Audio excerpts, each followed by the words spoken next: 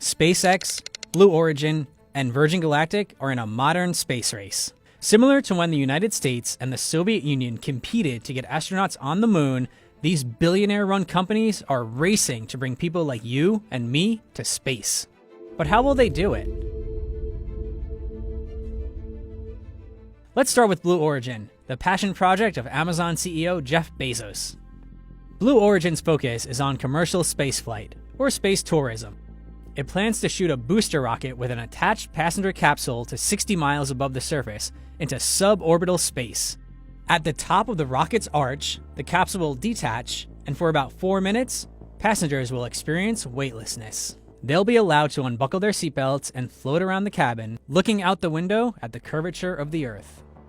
The capsule will then start to fall back into the atmosphere, and parachutes will deploy to bring it down slowly. The whole trip only lasts about 11 minutes. A ticket on Blue Origin's New Shepard will likely cost more than $200,000. That's over $18,000 a minute. Blue Origin has tested the New Shepard rocket 9 times, and the company still hopes to send civilians into space in 2018. Virgin Galactic also aims to make commercial space travel accessible, but the vehicle it's using looks quite different. Virgin Galactic's SS Unity looks more like a plane than a rocket. The ship is made up of the White Knight II, a carrier airplane, and Spaceship II, a passenger spaceship.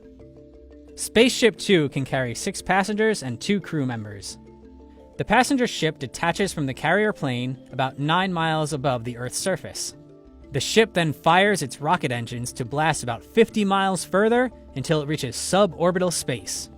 Similar to Blue Origin, passengers will experience 4 to 5 minutes of weightlessness before the ship re-enters the atmosphere. The total trip should last about 2.5 hours. Virgin Galactic has conducted 3 rocket-powered test flights of the SS Unity, and it hopes to get its first passengers to space by the end of 2018. Founder Richard Branson will be one of the first people to take the trip, and Virgin Galactic has already sold 700 tickets for future flights, costing $250,000 each. Elon Musk's company SpaceX also wants to send people to space. SpaceX's ultimate goal is to establish colonies on other planets. The ship SpaceX intends to send to Mars could hold 100 people, and the ride would be a lot longer than 4 minutes. But SpaceX also plans to send people to space on their way to other earthly destinations. The Big Falcon rocket will briefly enter space to make long-distance travel shorter.